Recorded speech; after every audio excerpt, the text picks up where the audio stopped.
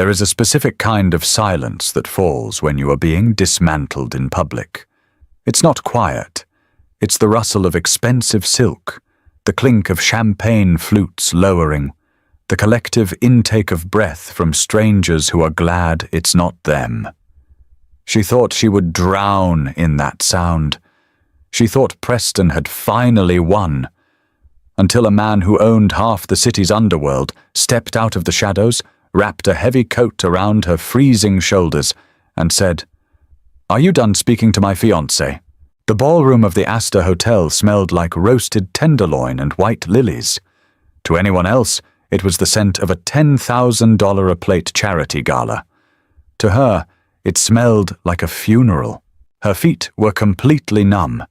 She had been standing in the same pair of scuffed, sensible black heels since 6 in the morning, holding a clipboard that felt like it weighed 50 pounds. As a junior event coordinator for one of Chicago's most ruthless PR firms, her job tonight was to be invisible. She was the ghost in the machine, ensuring the microphones didn't feed back, the ice sculptures didn't melt onto the Persian rugs, and the city's wealthiest sociopaths kept their champagne glasses full. She preferred being invisible. Visibility had cost her everything she owned exactly 14 months ago. She stood near the service doors, nursing a lukewarm coffee in a paper cup, watching the room. The city's elite mingled under the harsh, fractured light of the chandeliers. There were politicians, real estate tycoons, and men who made their fortunes in ways the police politely ignored. She was scanning the crowd for the caterer when she saw him. Preston. He was standing near the silent auction tables, one hand casually tucked into the pocket of a tuxedo that cost more than her annual rent. He threw his head back and laughed at something the mayor said. It was the same laugh he used to use when they lay in her cramped apartment in college, eating takeout on the floor. It was the laugh that had convinced her he was just a normal guy, not the heir to the Caldwell shipping empire. A cold spike of adrenaline drove straight through her stomach. She stepped back, letting the heavy velvet drapes of the service entrance conceal her. She couldn't breathe. The air in her lungs turned to wet cement. "Just walk away, Sadie," she told herself. "Go to the kitchens, check the inventory." But she couldn't move. She was paralyzed by the sheer unfairness of it all. He looked magnificent. His blonde hair was perfectly styled, his jawline sharp, his smile effortless. Beside him stood Chloe, a senator's daughter, draped in a backless emerald gown that clung to her like a second skin. 14 months ago, Preston had convinced her to co-sign a business loan for a tech startup. He claimed his father wouldn't back out of spite. "It's just a formality, Sadie. I'll pay it off in a month. I just need your credit score." She loved him. She signed. He took the money, funneled it into an offshore account, dumped her via a 2-line text message, and left her holding a debt that swallowed her savings, her apartment, and her dignity. While she spent her nights sleeping in her car in a Walmart parking lot until she found this miserable job, Preston spent his winter skiing in Gstaad. He ruined her without blinking, and the law couldn't touch him because she had put her own name on the dotted line. She took a shaky breath, forcing her eyes away from him. She just had to get through the next 2 hours. The silent auction was ending. The speeches were next. If she stayed in the shadows, he would never know she was here. "Sadie?" The voice cracked like a whip over the low hum of the string quartet. She froze. The paper cup in her hand crumpled slightly. She turned her head. Her boss, a terrifyingly thin woman named Miriam, was standing 10 feet away. But she wasn't the one who had spoken. It was Preston. He had walked away from the auction tables to grab a drink from a passing waiter and had caught sight of Miriam. He knew Miriam. Everyone knew Miriam. And in greeting her, his eyes had slid past her sharp shoulder and landed squarely on Sadie. He didn't look shocked. He looked amused. The smile on his face was slow, deliberate, and utterly devoid of warmth. It was a predator recognizing a wounded animal he'd already maimed. She saw his eyes drag up and down her frame, taking in the cheap black blazer, the skirt she'd hemmed herself, the tired slump of her shoulders. She turned her back to him, gripping the doorknob of the kitchen entrance. Just walk through the door. Well, well, if it isn't Sadie. His voice was louder this time. He was closing the distance. She pushed the door, but a waiter burdened with a tray of dirty plates shoved through from the other side, blocking her escape. Preston was suddenly there. He smelled of expensive gin and bergamot. The scent hit her like a physical blow, bringing back a rush of memories she had spent a year trying to burn out of her brain. "Preston," she managed to say. Her voice was a dry, hollow rasp. "Miriam," Preston said, turning his head slightly to her boss, who had drifted over, sensing the tension. "I didn't realize your firm had started a charity program for the unhoused. How noble of you to give Sadie a job." Miriam frowned, her gaze darting between them. "Sadie is my junior coordinator, Preston. Do you two know each other?" "Oh, intimately," Preston said. He took a sip of his gin, his eyes never leaving hers. "Though I have to admit, seeing her in this uniform is a bit of a shock. You used to have such high aspirations, Sadie. What happened to law school?" He knew exactly what happened. The debt had tanked her credit and drained her tuition fund. "I'm working," she said, staring at his expensive lapels. "If you'll excuse me." She tried to step around him. He shifted his weight, blocking her. It wasn't a violent movement, just a casual assertion of dominance. He knew he could do it. He knew no one in this room would stop him. "Don't run off," Preston said, his voice carrying. A few people nearby turned to look. "Chloe's over by the tables. She's been dying to meet the girl who footed the bill for our trip to Switzerland." Her stomach dropped into a bottomless gorge. The blood roared in her ears. He wasn't just going to ignore her. He was going to make a sport out of her. The circle of attention around them was widening. At a gala like this, boredom was the enemy, and cruelty was a spectator sport. She could feel the eyes landing on her, heavy and curious. The wealthy have a specific way of staring at people they deem beneath them. It's not a look of hatred, but of anthropological fascination. "Preston, please," she whispered. It was a mistake. Pleading with him was like tossing blood into a shark tank. "Please what?" he asked, his voice ringing out over the ambient noise. The string quartet had hit a lull. "Please don't mention that you're wearing a blazer from a thrift store to the Maya Foundation gala. Or please don't mention that you're only here because you're serving the people you used to think you'd be sitting with." Chloe appeared at his elbow, her emerald gown catching the light. She slipped her arm through his. "Who's this, darling?" she asked, her voice dripping with artificial sweetness. "This is Sadie," Preston announced. He gestured to her with his drink, a grand, theatrical wave. More heads turned. Conversations stopped. The silence began to ripple outward like a stone dropped in a pond. "I told you about her, remember? The girl who thought a Caldwell was actually going to marry her. The one who co-signed a $300,000 loan because I asked nicely." A few low chuckles rippled through the immediate crowd. Someone whispered behind a hand. She stood there, nailed to the floor. Her clipboard shook in her hands. The heat of humiliation burned up her neck, flooding her cheeks. She wanted the floor to crack open. She wanted the chandeliers to fall and crush her. She had survived the eviction notices, the collection calls, the nights crying in her freezing car, but this public dissection was breaking her in real time. "Preston, that's enough," Miriam said, though her tone was mild.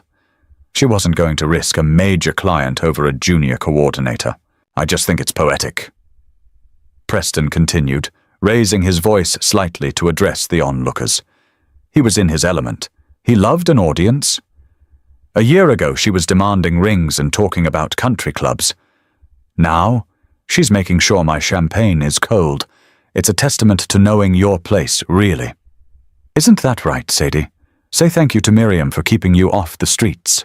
Stop, she breathed. The word barely made it past her lips. Her vision was blurring with unshed tears. She refused to cry. She would bite her tongue in half before she let him see her cry. What was that? I couldn't hear you over the sound of how pathetic this is. Preston sneered. He took a step closer, towering over her. The amusement in his eyes was replaced by a cold, hard malice. You're a joke, Sadie. You always were. You thought you could play in the deep end, and you drowned. Look at you. You look like trash. The silence in the room was absolute now. The entire corner of the ballroom was watching. She saw pity in some eyes, amusement in others, and cold indifference in the rest. She opened her mouth to speak, to defend herself, to say anything, but her throat was closed tight. The panic attack was coming. She could feel the edges of her vision going black. Her chest tightened until her ribs felt like iron bands. She took a step back, her heel catching on the edge of the carpet. She stumbled, nearly dropping her clipboard. A cruel laugh escaped Preston's lips. Chloe snickered into her hand. She braced herself against the wall, squeezing her eyes shut, waiting for the final blow. She waited for him to have her thrown out. She waited for the ultimate end to the miserable life she had scraped together. But the final blow didn't come. Instead, the atmosphere in the room shifted. It was an imperceptible change at first, like the drop in barometric pressure before a severe thunderstorm. The quiet snickering died away. The whispering stopped. The collective attention of the crowd snapped away from her and moved to something behind Preston. The air grew instantly, suffocatingly tense. She opened her eyes. Preston's cruel smile was faltering. He was looking over her shoulder. The color was rapidly draining from his perfectly tanned face. Chloe shrank back, her hand dropping from his arm.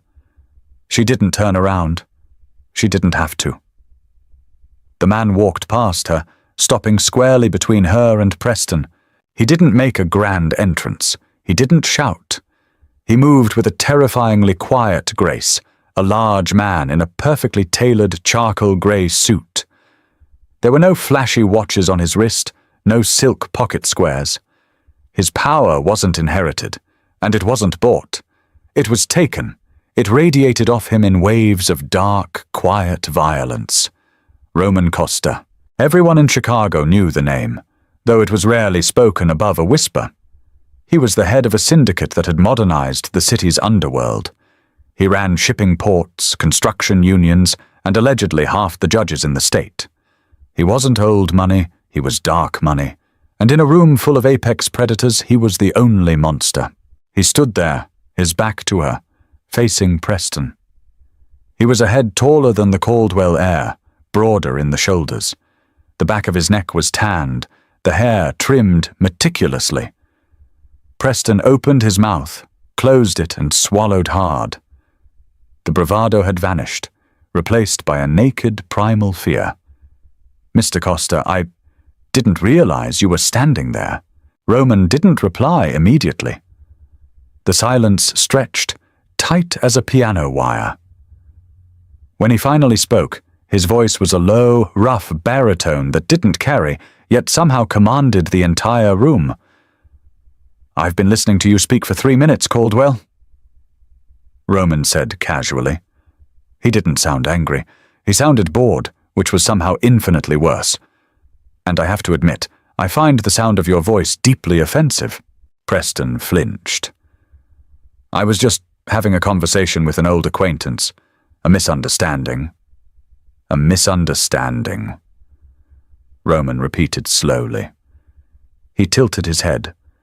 She saw his profile, the sharp jawline, the nose that looked like it had been broken and reset slightly off-center, the dark, fathomless eyes. You owe this woman $300,000. The entire crowd gasped in unison. A private debt made public by Roman Costa was a death sentence in these circles. Preston's face turned the color of ash. That's a private legal matter, Mr. Costa. Preston stammered, stepping back. It's a matter of theft, Roman corrected softly. He took a single, deliberate step forward. Preston practically tripped over his own feet, backing up. And I despise thieves, especially thieves who steal from women and then brag about it in my presence. It's not what you think, Preston pleaded, his voice cracking. The golden boy was crumbling under the weight of a man who actually knew how to destroy lives. Roman didn't look at Preston anymore. He turned his head slowly and looked at her. His eyes were the color of black coffee. They scanned her face, taking in the panic, the pale skin, the trembling hands holding the clipboard.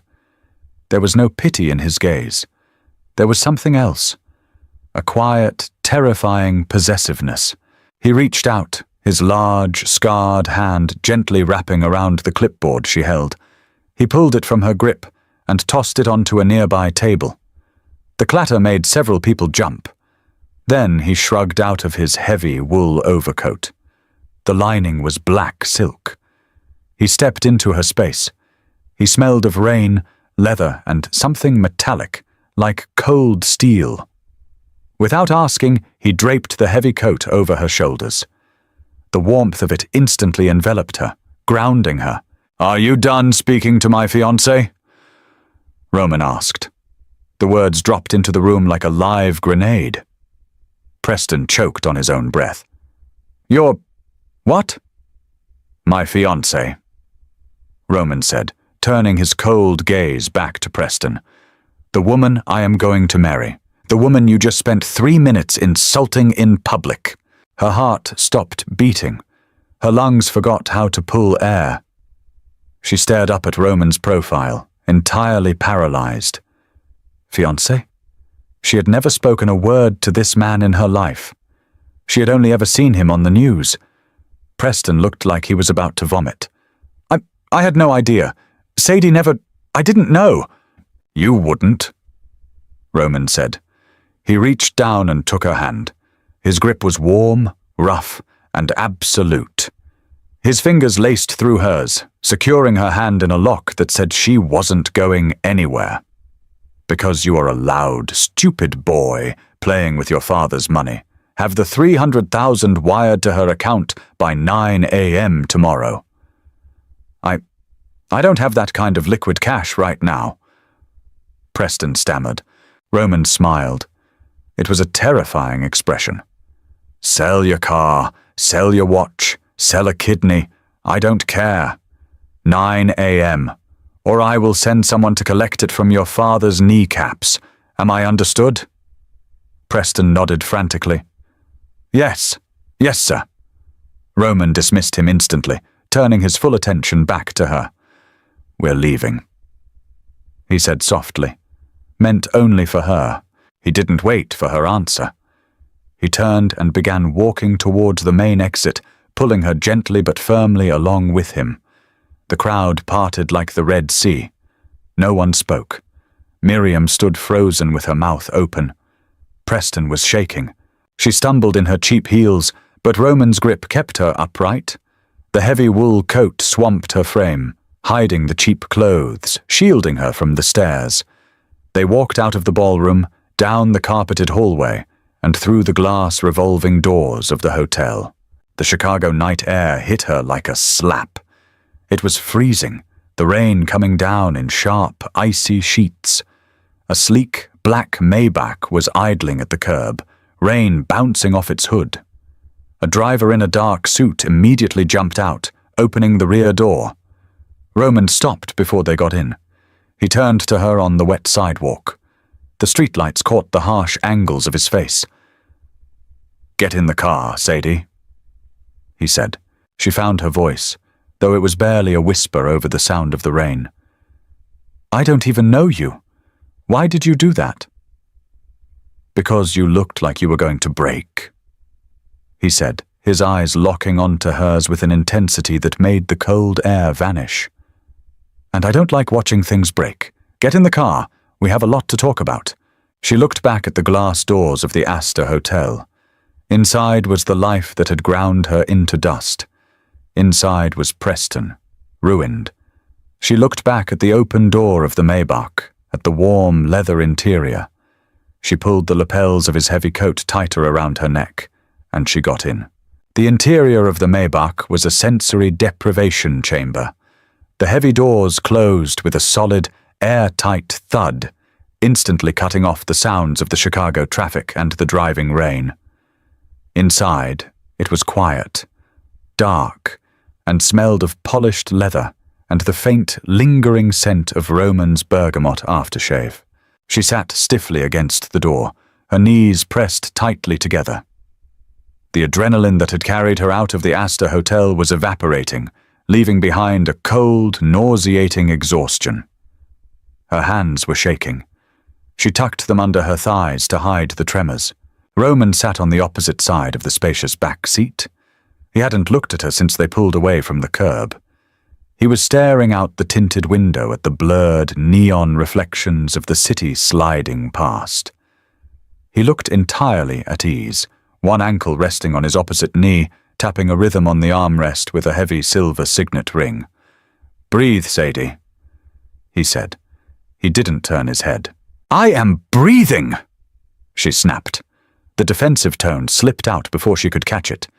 "You don't snap at a man who runs the city's docks." Roman finally turned to look at her.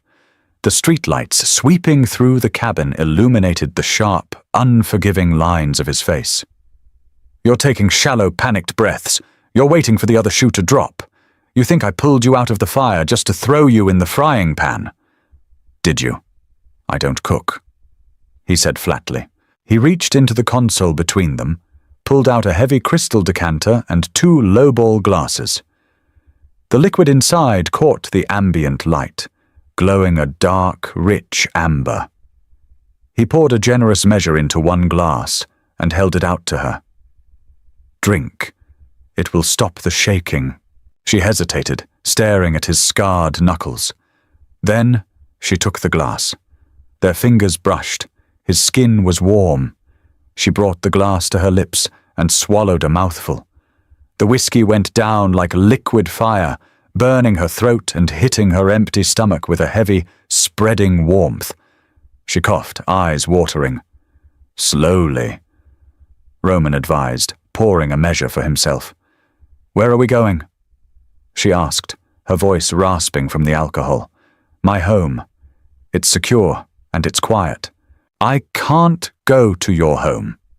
I have a shift at the PR firm tomorrow at 8. If Miriam fires me, I lose the only income I have left." Roman took a slow sip of his drink.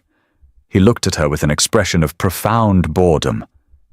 "You don't work for Miriam anymore. You don't work for anyone. And by tomorrow morning, you won't need an income." Panic, cold and sharp, spiked in her chest again. "Look, Mr. Costa, I appreciate what you did back there. I really do. Preston is a monster, and seeing him sweat was the best thing that's happened to me in 14 months. But I'm not stupid. Men like you don't do favors. You do transactions. And I have absolutely nothing of value to give you." "Men like me?" he echoed, a dangerous edge creeping into his low voice. "And what kind of man am I, Sadie?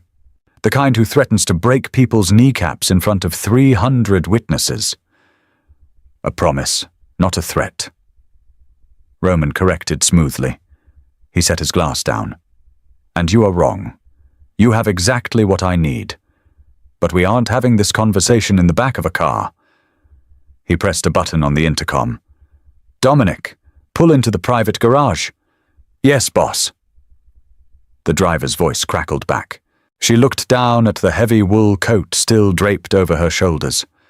She was a junior event coordinator, wearing a $15 skirt, sitting in a $500,000 car with a man who could erase her existence with a nod. She was terrified.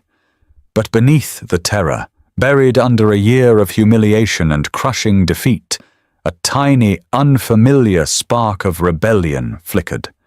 She took another sip of the whiskey. This time, she didn't cough.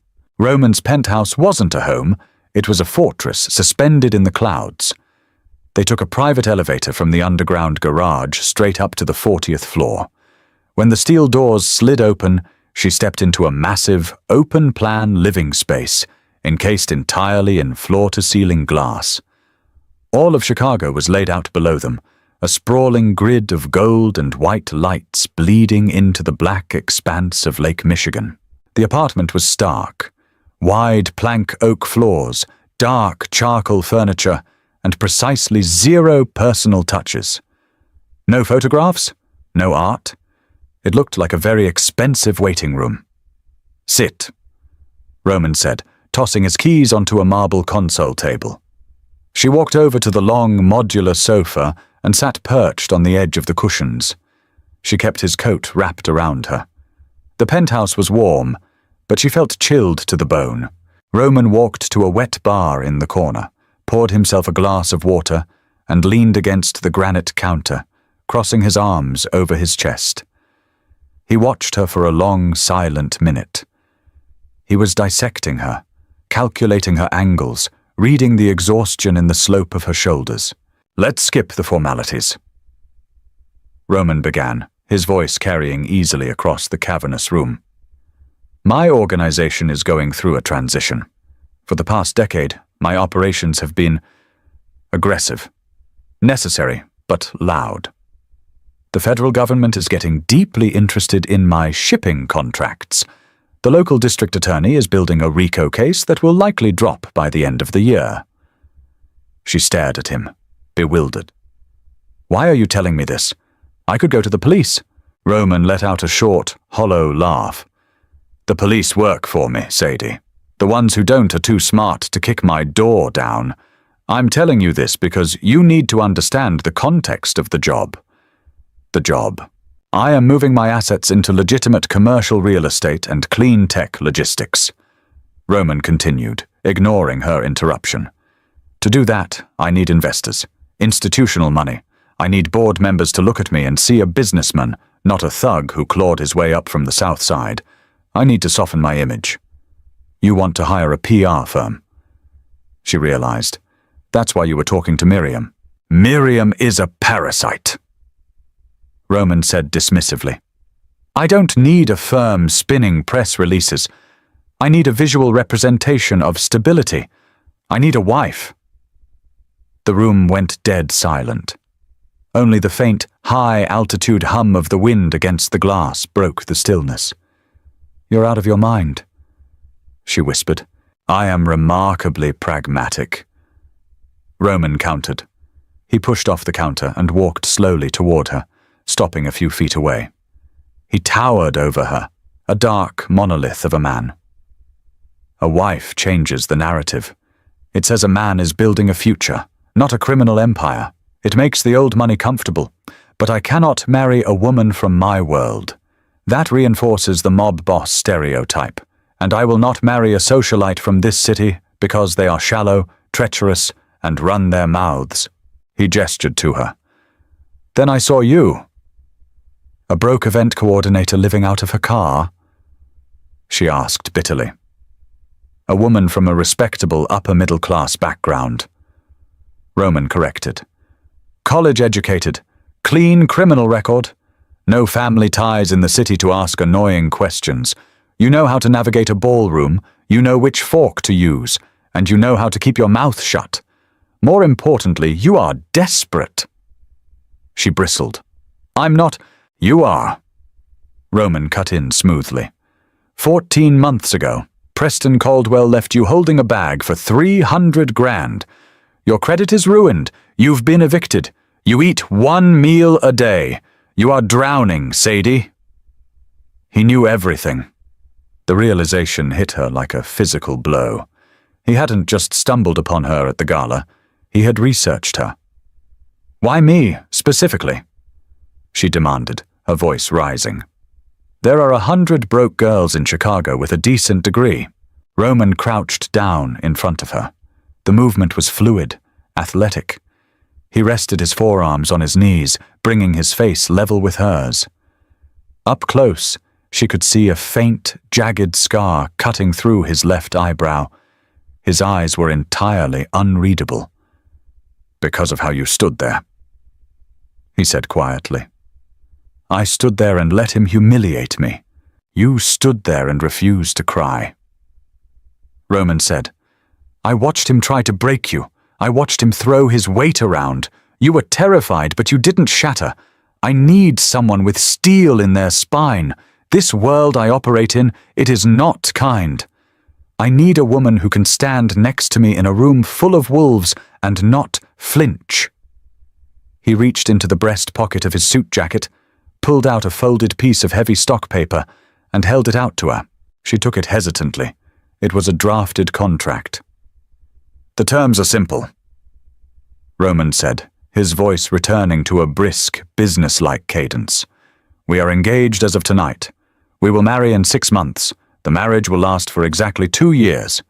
During that time, you will live here. You will attend events with me. You will act the part of a devoted, stabilizing partner. You will have a limitless allowance for clothing, grooming, and public expenses." She scanned the document. The numbers on the page made her vision swim. "In exchange," Roman continued, "the debt Preston Caldwell owes you will be deposited into your account tomorrow. When the 2 years are up, and my legitimate acquisitions are secured, we file for an amicable divorce. You walk away with $5 million in an offshore account, completely untaxed. You get your life back, Sadie, and you get to watch Preston Caldwell realize he threw away the woman who now outranks his entire bloodline." He paused, letting the magnitude of the offer settle in the quiet room.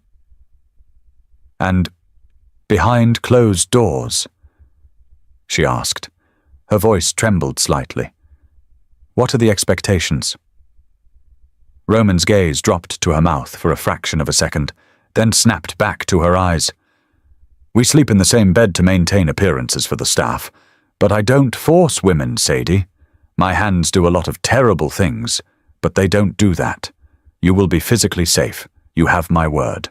She looked down at the contract. $5 million, a cleared debt, protection from the creditors who had hounded her for over a year, a chance to step on the throat of the man who had ruined her. "If I say no?" she asked. Roman stood up. He adjusted his cuffs, his face a mask of polite indifference. "Dominic will drive you back to your car. You go to work tomorrow. You keep serving champagne to the people who laugh at you. I find someone else." It was a cold, brutal presentation of reality. He wasn't saving her out of the goodness of his heart. He was buying an asset. She looked out the window at the sprawling, uncaring city. She thought about the drafty interior of her Honda Civic. She thought about the look on Preston's face when Roman claimed her. She looked back at the Mafia boss standing in his empty, expensive fortress. "Do you have a pen?" she asked. She woke up the next morning disoriented. The mattress beneath her was firm, but impossibly soft, yielding to her body in a way that her back hadn't experienced in over a year. The sheets felt like liquid silk. She opened her eyes to a ceiling of smooth, unblemished white plaster. It took 10 long seconds for the memories of the previous night to assemble themselves in her brain. The gala. Preston's mocking laugh. Roman's heavy coat. The contract. She sat up abruptly. She was in a massive guest suite in Roman's penthouse. Her cheap work clothes were folded neatly on a chair in the corner. She was wearing an oversized black t-shirt that she had found folded on the edge of the bed last night. It smelled faintly of laundry detergent and that dark, metallic scent that belonged to Roman. The room was silent. Sunlight poured through a gap in the heavy blackout curtains, pooling on the hardwood floor. She scrambled out of bed and dug through the pockets of her discarded blazer until she found her phone. The screen was cracked, a spiderweb of shattered glass she hadn't been able to afford to fix. She tapped the screen. It was 9:04 a.m. There were 2 notifications. The first was a text from Miriam. Do not bother coming in today. Your personal drama is a liability. Your final check will be mailed. A cold knot formed in her stomach. Just like that, the miserable lifeline she had clung to was severed. If Roman had been bluffing, she was completely ruined. Her thumb hovered over the second notification. It was an alert from her banking app. She held her breath, closed her eyes, and tapped it. The app loaded with agonizing slowness. Finally, the screen populated. Available balance, $300,142.16. The breath left her lungs in a sharp, painful rush. She dropped the phone on the bed and clapped both hands over her mouth. She wasn't breathing. She couldn't. $300,000. A wire transfer from Caldwell Holdings LLC. The description line simply read, "Debt settlement." Preston had actually done it. The golden boy of Chicago, a man who believed the rules of the universe didn't apply to him, had folded in less than 12 hours. Roman hadn't even raised his voice, and he had extracted $250,000 from a billionaire's son. Her legs gave out. She sank onto the edge of the mattress, burying her face in her hands. She didn't cry at the gala. She didn't cry in the car. But sitting here, in a stranger's penthouse, staring at the number that meant her nightmare was finally over. The tears came. They were hot, ugly, and violent. She sobbed until her ribs ached, releasing 14 months of terror, hunger, and shame. When she finally stopped, the silence of the penthouse pressed in on her again. She wiped her face with the back of her hand, took a deep, shuddering breath, and picked up her phone again. She navigated to the loan portal that had haunted her dreams. She typed in the full payoff amount. She clicked Submit. Transaction processing. Transaction complete. Account balance, $0. She stared at the green check mark for a long time. It was done. The chain around her neck was gone. A sharp knock on the bedroom door made her jump. "Sadie!" Roman's voice came through the heavy oak. "Are you awake?" "Yes," she called back, her voice thick. "Give me a minute." She hurried to the attached master bathroom. It was a sprawling expanse of white marble and brass fixtures.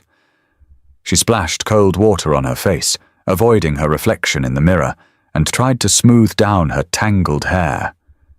She took a deep breath, steeling herself, and opened the bedroom door. Roman was standing in the hallway. He was dressed in a dark navy suit today, a crisp white shirt unbuttoned at the collar. He held a tablet in one hand and a mug of coffee in the other. He looked at her, taking in her red-rimmed eyes and the oversized T-shirt hanging off her shoulders. He didn't ask if she was okay. He didn't offer fake sympathy. The transfer cleared. He asked simply. "Yes," she said. He sent it.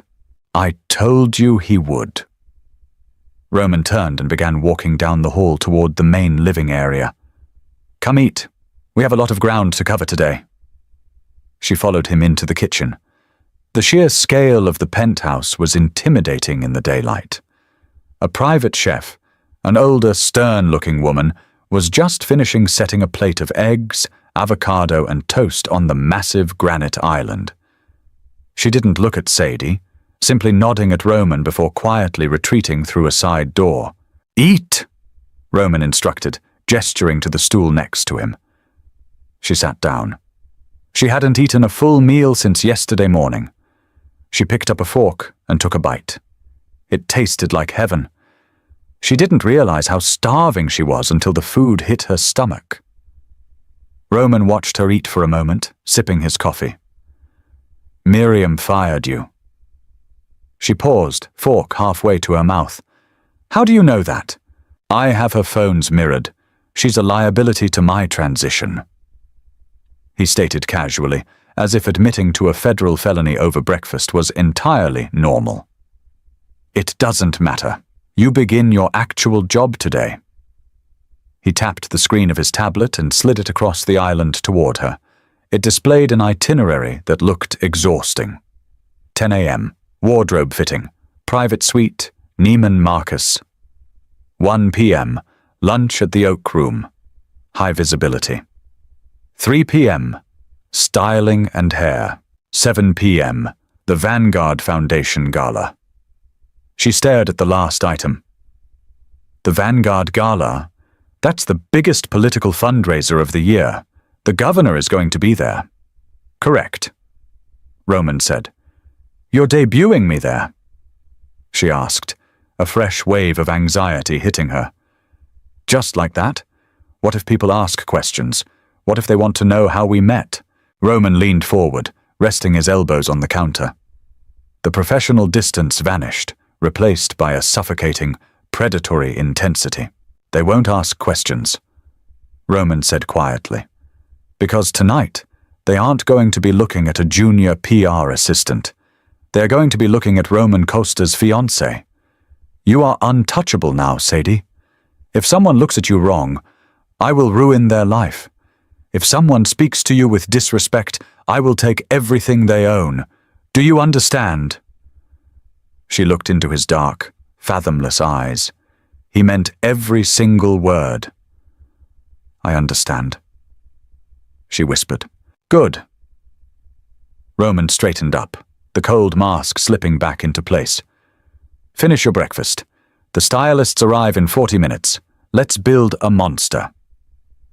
A team of 5 women swept into the penthouse precisely at 10. They did not smile. They did not ask about her day or offer the polite, empty chatter you usually get at a salon.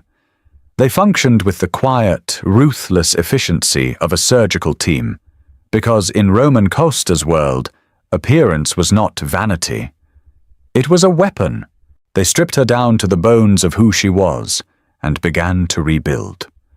For 3 hours, she was prodded, polished, and painted. Her hair, which she usually kept tied in a functional frizzy knot, was blown out into sleek, dark waves that cascaded over her shoulders. Her nails were filed and painted a stark blood red. When it came to the clothes, there were no racks to browse. Roman had already made the selections. The lead stylist, a severe woman with silver hair, unzipped a garment bag and withdrew a dress that made her breath hitch. It was an Alexander McQueen evening gown in deep, midnight blue. It wasn't covered in sequins or unnecessary lace. It was architectural. The heavy crepe fabric was designed to mold to the body, with a sharp, asymmetrical neckline that exposed one collarbone and a slit that ran dangerously high up the left thigh. It looked like armor forged from silk. "Step in," the stylist commanded. She did. When they finally turned her around to face the floor-to-ceiling mirror, a stranger stared back at her. The exhaustion that had bruised the skin under her eyes was erased. Her cheekbones looked sharp enough to cut glass. The dress clung to her perfectly, demanding a straight spine and a raised chin. She didn't look like a girl who slept in a Honda Civic. She didn't look like a victim. She looked cold. She looked expensive. She looked like a woman who belonged to a monster. The bedroom door clicked open. The stylists immediately stepped back, lowering their eyes in uniform deference. Roman walked in. He had changed into a black tuxedo that fit his broad frame with devastating precision. He stopped a few feet behind her, his dark eyes meeting hers in the reflection of the glass. The silence stretched. She watched his gaze drop down the line of her throat, trace the sharp cut of the gown, and travel down to the stiletto heels strapped to her feet. A heavy, suffocating tension filled the room. It wasn't the terror from last night. It was something entirely different, a low, vibrating current of pure electricity. Roman reached into his pocket and pulled out a small velvet box. He snapped it open. Inside sat a diamond ring. It wasn't a delicate, romantic piece of jewelry. It was a massive, emerald-cut diamond flanked by 2 tapered baguettes set in heavy platinum. It looked like it belonged in a museum vault. "Give me your hand," he said quietly.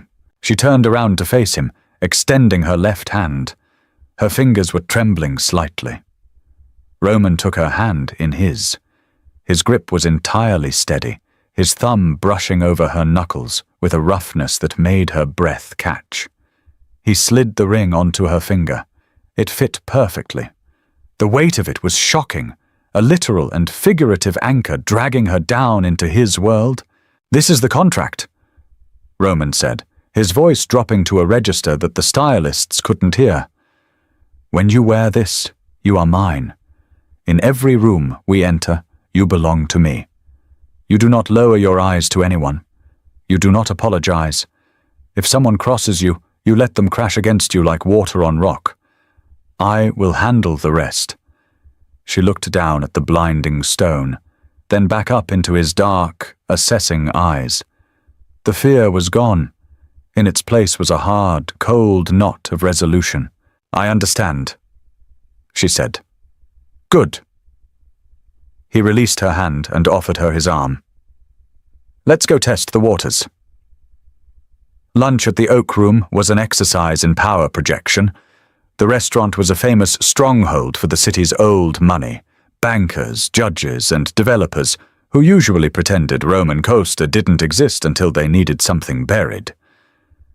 When they walked through the brass-handled doors, the effect was immediate. The maitre d', a man who had sneered at her a year ago when she tried to book a table for Preston, practically tripped over his own feet to greet them. "Mr. Costa, an absolute honor. Right this way." As they walked through the dining room, conversation died. She felt the physical weight of 100 stairs tracking their movement. She kept her spine rigid, channeling the ice in Roman's demeanor. They were seated at the best table in the room, tucked into a leather booth that commanded a view of the entire floor. "Look at them," Roman murmured, casually picking up his water glass. "Don't stare, just observe." She let her eyes sweep the room. Men in bespoke suits were whispering to their lunch partners, stealing glances at them. Some looked nervous. Most looked intensely curious. "They are trying to calculate what you mean," Roman explained, his tone conversational. "For 10 years I've eaten here alone, or with men who carry weapons. Today I am sitting with a woman who looks like she belongs on the board of a hedge fund. You are disrupting their algorithm. They're wondering how much I cost." She muttered, taking a sip of the sparkling water a waiter had instantly materialized to pour. "Let them wonder." Roman replied, a faint, dark smile playing on his lips. "Mystery breeds respect.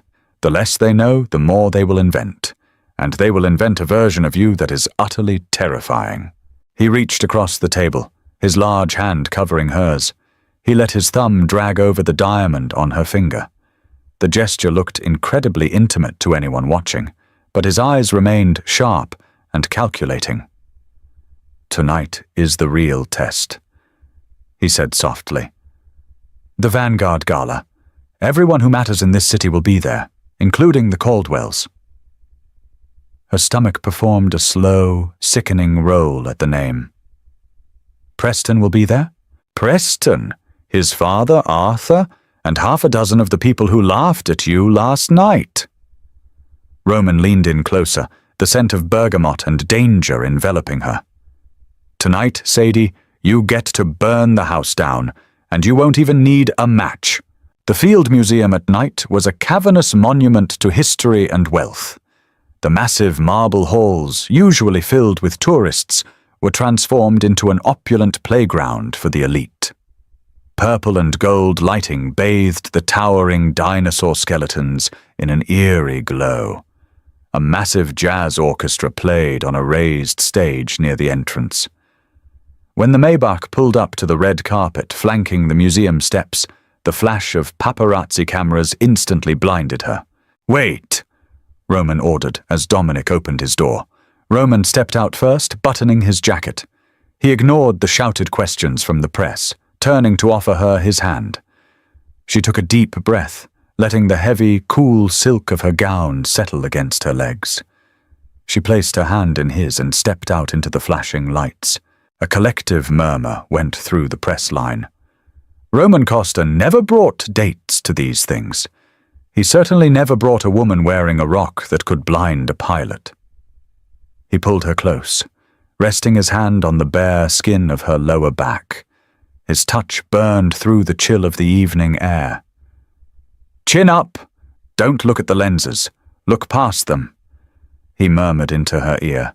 They walked up the steps and into the grand hall. If the Oak Room had been a ripple, the Vanguard Gala was a tidal wave. The moment they crossed the threshold, the atmosphere shifted. People literally stepped aside, creating a wide berth for them to walk through. She gripped Roman's arm, projecting a calm she didn't feel. She was hyper-aware of everything. The clink of glasses, the smell of expensive perfume, the low hum of nervous conversation.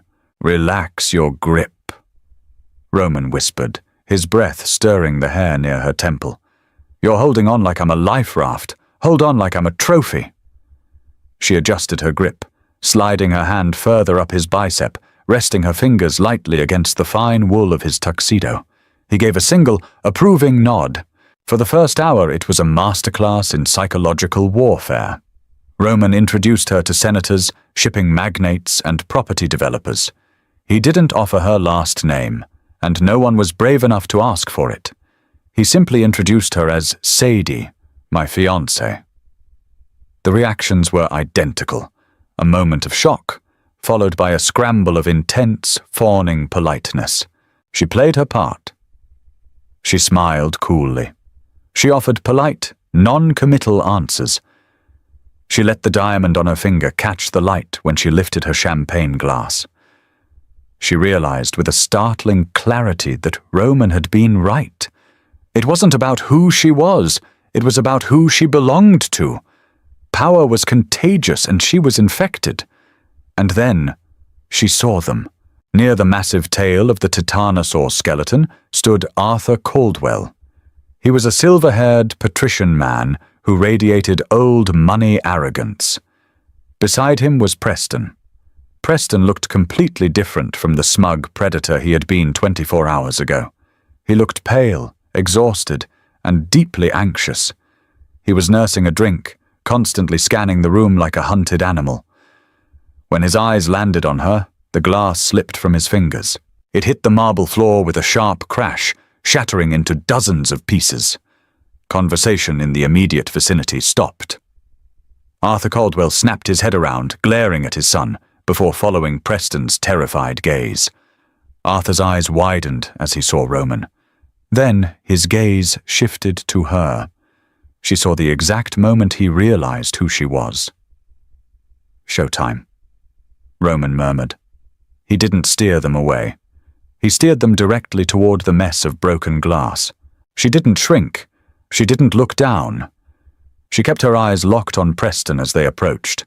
His face was devoid of color. He looked like he was about to vomit on his father's expensive shoes. "Arthur," Roman said, his voice entirely pleasant. "A lovely evening?"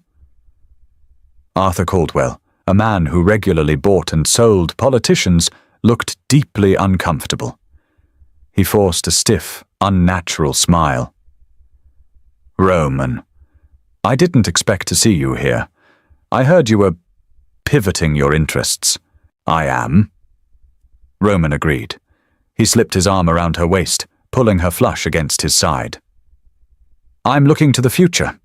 Speaking of which, I don't believe you've met my fiancée, Sadie." Arthur's eyes darted to her face, then to the massive diamond on her finger.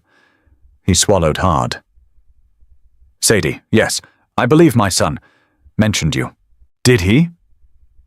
She spoke for the first time. Her voice didn't shake. It came out smooth, cold, and dripping with polite venom. She looked at Preston, who was physically trembling. "How funny. Preston and I go way back. We used to have such a dynamic relationship. Though he was always a bit careless with things that didn't belong to him." Preston choked out a sound that was half cough, half whimper. "Sadie, please." "Please what, Preston?" She tilted her head, feigning innocence. "I was just making conversation. I do want to thank you, though, for the prompt settlement this morning. It's so rare to find a man who honors his debts so quickly." Arthur's jaw tightened. He knew about the 300,000. He knew his son had been forced to bleed cash to a mob boss because of a petty grudge. The humiliation radiating off the Caldwell patriarch was palpable. "We are men of our word," Arthur forced out, his eyes burning with suppressed rage. Not at her, but at his idiot son. "I'm glad to hear it," Roman said softly. The pleasantness dropped from his voice, leaving behind a cold, hard edge that made the air around them drop 10 degrees. "Because Sadie is very precious to me, Arthur, and I am fiercely protective of the things I value. If anyone ever causes her distress again, I won't ask for a wire transfer. I will burn their legacy to the ground. Have I made myself clear?" Arthur held Roman's gaze for 3 long seconds before dropping his eyes. It was a complete capitulation. "Crystal clear, Roman. Congratulations on your engagement." "Enjoy the party," Roman said dismissively. He didn't look at Preston again. Neither did she. She turned on her heel, the heavy silk of her gown swishing against the marble, and walked away. She left them standing in the wreckage of a shattered glass, entirely broken. When they were safely out of earshot, blending back into the crowd near the bar, her knees finally gave a slight tremble. The adrenaline crash hit her hard. She reached for the edge of the bar to steady herself. Roman's hand was there instantly, covering hers, anchoring her. "Breathe," he commanded softly. She took a deep, shuddering breath. She looked up at him. "I did it." "You did," Roman said. His dark eyes were burning with an intensity that pinned her to the spot. There was no mockery in his expression, no cold calculation. There was a raw, undeniable pride. "You gutted them without raising your voice. You were magnificent." The way he said the word sent a jolt straight to her core. It wasn't the transactional praise of a boss. It was something darker, something possessive. For a second, the loud music, the glittering crowd, the massive dinosaur bones. It all faded away. There was only the heat of his hand over hers and the dark promise in his eyes. She realized then that while Preston Caldwell had been the monster under her bed, Roman Costa was the devil himself, and she had just signed a contract to live in his house. The ride back to the penthouse was completely silent, but it wasn't the suffocating, terrifying silence of the night before. The air in the back of the Maybach felt heavy, charged with a strange, magnetic pull. She took off her heels the moment the car doors closed, pulling her aching feet up onto the leather seat. She was exhausted, but her mind was racing. She had won. For 14 months, she had dreamed of making Preston pay, of making him feel a fraction of the helplessness he had forced on her. Tonight, she had watched him cower. She had her money back. She had her future back. But as the city lights blurred past the tinted windows, she felt a deep, unsettling hollow in her chest. She glanced at Roman. He had loosened his tie and unbuttoned his collar. He was staring out the window, his profile harsh and unreadable in the passing streetlights.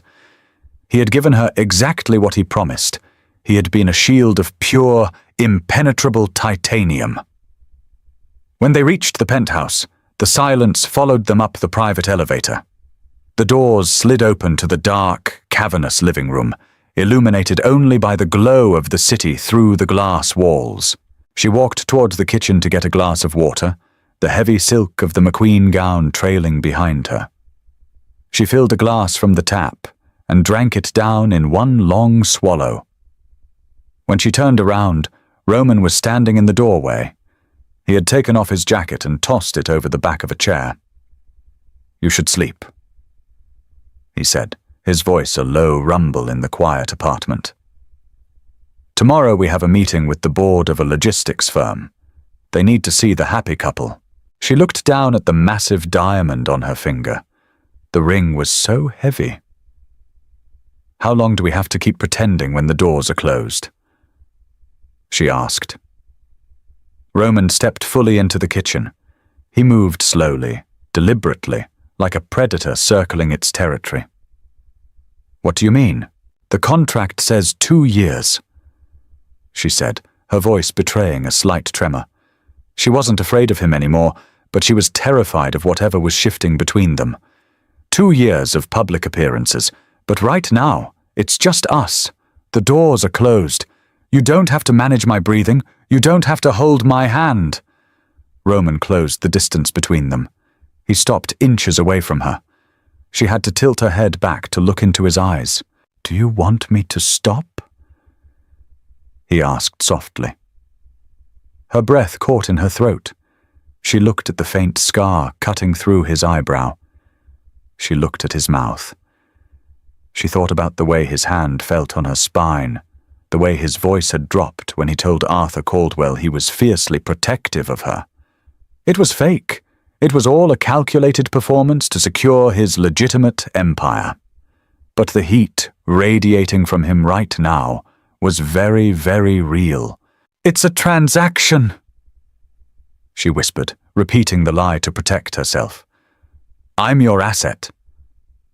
Roman reached up. His large, scarred fingers gently brushed a stray lock of dark hair behind her ear. His touch was incredibly gentle, a stark contrast to the violence he was capable of. The skin of his thumb grazed her jawline, sending a shiver violently down her spine. "You were an asset yesterday," Roman corrected, his gaze dropping to her lips. "Tonight, you were a revelation." He didn't move away. He stayed in her space, his presence overwhelming, intoxicating. The scent of bergamot and danger filled her lungs. "The rules of the contract are simple, Sadie," he murmured, his thumb tracing the line of her collarbone, tracing the edge of the silk dress. "I told you I wouldn't force you. I told you that you would be safe. But I never said I wouldn't want you. And I never said we couldn't change the terms." Her heart hammered frantically against her ribs. She had stepped out of the shallow end where boys like Preston played their petty, cruel games, and she had thrown herself into an ocean that was pitch black and unimaginably deep. Roman Costa wasn't a man who played games. He conquered. And looking into his eyes, she realized the terrifying truth. She didn't want him to let go. She reached up, her hand trembling, and pressed her palm flat against his chest. She felt the steady, heavy beat of his heart through his shirt. 2 years, she said, the words barely a breath. Roman's hand slid to the back of her neck, his fingers curling into her hair, tilting her head up slightly. 2 years, he echoed, a dark, devastating smile finally breaking across his face. "Let's see if you make it that long before you tear up the contract yourself." He didn't kiss her. He didn't have to. The promise hung in the air between them, heavy and absolute. The revenge was over. The real game had just begun. The ink on the contract is dry, but the lines between fake and real have already been entirely blurred. Sadie thought she was signing up for a cold, calculated business transaction to get her revenge and clear her name. But Roman Costa just rewrote the rules of the game. Now, the real danger isn't the local district attorney or the high society wolves. It's what happens when she finally gives in to the devil himself. If you loved watching Sadie reclaim her power and put Preston in his place, hit that like button and share this story. Don't forget to subscribe to the channel so you never miss our next dark, thrilling romance.